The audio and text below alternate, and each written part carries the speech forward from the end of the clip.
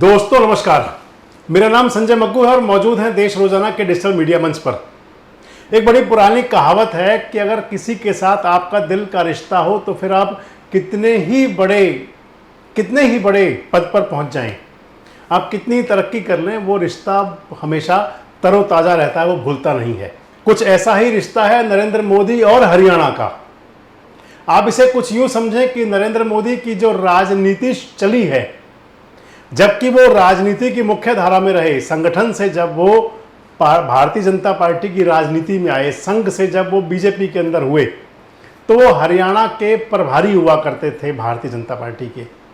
और हरियाणा के भारतीय जनता पार्टी के प्रभारी रहते हुए उनका जो मुख्य संपर्क रहा हरियाणा के अंदर, वो मनोहर लाल खट्टर से रहा, कृष्णपाल गुर्जर से रहा और तमाम नेताओं से रहा, स्वर्गीय रतन लाल कटारिया से रहा, तमाम नेताओं से रहा। और हरियाणा के प्रभारी के रूप में नरेंद्र मोदी ने अपना बेहतरीन प्रदर्शन किया था। उसके बाद समय बदला, नरेंद्र मोदी गुजरात के मुख्यमंत्री हुए और उसके बाद में वो देश के प्रधानमंत्री बन गए 2014 में। जब 2014 में देश के प्रधानमंत्री बने तो उस समय भी उनका जो हरियाणा के साथ जो लगाव था, हरियाणा के साथ जो जुड़ाव था, वो एक बार फिर सामने आ गया। और सामने यूं आया कि हरियाणा से जो मोदी पार्ट 1 की सरकार थी 2014 वाली, 3 वजीर बने, 3 मंत्री हरियाणा से। पहला मौका था दोस्तों कि जब हरियाणा के 3 लोग केंद्र सरकार में मंत्री बने।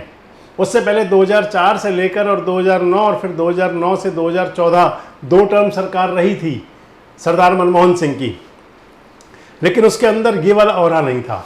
उससे पहले अटल बिहारी वाजपेयी जी भी प्रधानमंत्री रहे थे, लेकिन औरा हरियाणा का तब भी ये नहीं था। लेकिन 2014 के बाद से और जब 2024 आज जब शाम को प्रधानमंत्री नरेंद्र मोदी शपथ लेने वाले हैं, तो उनके साथ हरियाणा के 3 मंत्री शपथ लेंगे। मैं वही आपसे बात कर रहा हूं, उसी बात का आपसे मैं जिक्र कर रहा हूं। 2014 में जब नरेंद्र मोदी की सरकार बनी, नरेंद्र मोदी प्रधानमंत्री बने 2014 से 2019, उस समय 3 मंत्री भारत सरकार में बने हरियाणा से, हरियाणा के कोटे से। वो 3 मंत्री थे कृष्णपाल गुर्जर, राव इंद्रजीत सिंह और चौधरी वीरेंद्र सिंह डूमर खां। चौधरी वीरेंद्र सिंह बांगर चौधरी वीरेंद्र सिंह राज्यसभा सदस्य थे और कृष्णपाल गुर्जर और राव इंद्रजीत सिंह लोकसभा के मेंबर थे, मेंबर ऑफ पार्लियामेंट तीनों। और तीनों वजीर रहे 2014 से 2019 वाली पहले टर्म की सरकार में। 2019 से और 2024 वाली जो दूसरे टर्म की सरकार बनी, नरेंद्र मोदी दूसरी बार प्रधानमंत्री जब बने, तो उनकी सरकार के अंदर तब भी 3 वजीर बने, तब भी 3 मंत्री बने दोस्तों। एक मंत्री बने कृष्णपाल गुर्जर, दूसरे बने राव इंद्रजीत सिंह और तीसरे बने रतन लाल कटारिया, अंबाला के सांसद, दलित नेता। यानी कि पहली टर्म के अंदर इन दोनों के साथ जो नेता जुड़े वो जाट नेता थे, चौधरी वीरेंद्र सिंह डूमर खां। दूसरी टर्म में कृष्णपाल गुर्जर और इंद्रजीत रिपीट हुए और नेता जुड़े रतनलाल कटारिया, दलित नेता। हालांकि रतनलाल कटारिया को उनके निधन से कुछ समय पहले मंत्रिमंडल से हटाया गया और कहा गया कि उनकी परफॉर्मेंस की वजह से ही वो सब हुआ।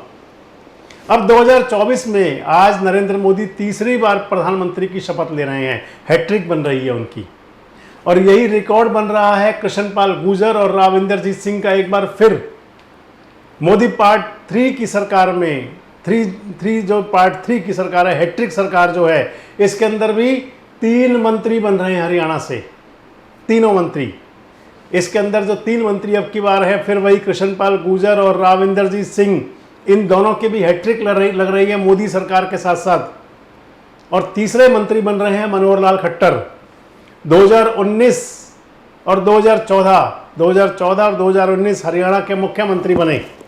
अभी हाल ही में 11 मार्च को उनका रिजाइन हुआ था।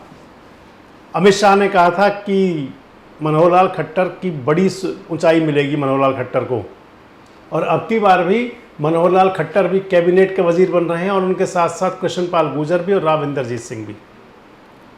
दोस्तों 2014 वाली जो टर्म थी, उस टर्म के अंदर हरियाणा से 7 सांसद चुने गए थे।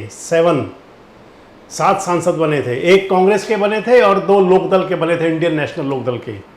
2019 वाली जो सरकार बनी उसके अंदर सभी 10 के 10 सांसद बीजेपी के बन गए। मैं राज्यसभा की बात नहीं कर रहा हूँ, लोकसभा की कर रहा हूँ। और 2024 प्रदर्शन तो हरियाणा में भले ही थोड़ा सा खराब रहा, क्योंकि 10 में से 5 सीटें कांग्रेस ले गई और 5 ही मिली बीजेपी को, लेकिन जो हरियाणा का रुतबा था नरेंद्र मोदी की नज़र में, जो हरियाणा का कद है नरेंद्र मोदी की नज़र में, वो घटा नहीं। और अब भी 3 वजीर बन रहे हैं, तीन मंत्री, 5 सांसदों में से 3 मंत्री देने वाला शायद पूरे देश के अंदर पहला राज्य होगा हरियाणा। इसलिए मैं कह रहा हूं कि नरेंद्र मोदी के दिल के बहुत पास है हरियाणा, और हरियाणा की बहुत अलग ही कुव्वत है। वैसे एक बात और बता दूं कि अब की बार जो मंत्री बन रहे हैं, इसका एक पॉलिटिकल राजनीतिक समीकरण भी है, पॉलिटिकल मैच भी है। वो ये कि अगले 4 महीने में हरियाणा के अंदर विधानसभा के चुनाव होने हैं। 2014 और 2019 लगातार 2 बार हरियाणा में भी बीजेपी की सरकार बनी। 2014 में 47 सीट के साथ और 2019 में 40 सीटें मिली, लेकिन सरकार हरियाणा में आज तक बीजेपी की चल रही है। बहुमत तो नहीं मिला था, गठबंधन की सरकार चल रही है। और अब 2024 में फिर 4-5 महीने बाद सितंबर अक्टूबर में फिर हरियाणा के अंदर विधानसभा के चुनाव होने हैं। उसको भी साधते हुए एक बार हरियाणा के लिए दिखा दिया नरेंद्र मोदी ने कि हरियाणा के लोग और हरियाणा उनके बहुत नज़दीक है। आपको क्या लगता है कि जो हरियाणा को केंद्र सरकार के अंदर जिस प्रकार से भागीदारी मिली है, तो क्या हरियाणा के अंदर भी भारतीय जनता पार्टी का विधानसभा चुनाव में ग्राफ बढ़ेगा? आपको क्या लगता है कि लोकसभा चुनाव में जो कसर रह गई, 10 में से मात्र 5 ही कमल खिले, तो क्या हरियाणा विधानसभा के अंदर भारतीय जनता पार्टी मोदी के साथ मिलकर के, क्योंकि 3 मंत्री बनने जा रहे हैं, तो विधानसभा में बेहतरीन प्रदर्शन कर पाएगी? कमेंट्स बॉक्स में जरूर बताएं। जुड़े रहें हमारे साथ, देखते रहें देश रोजाना। हमारे साथ जुड़े रहने के लिए देखते रहिए देश रोजाना का यूट्यूब चैनल सब्सक्राइब कीजिए। साथ ही देश रोजाना की खबरें सबसे पहले देखने के लिए प्रेस कीजिए बेल आइकन।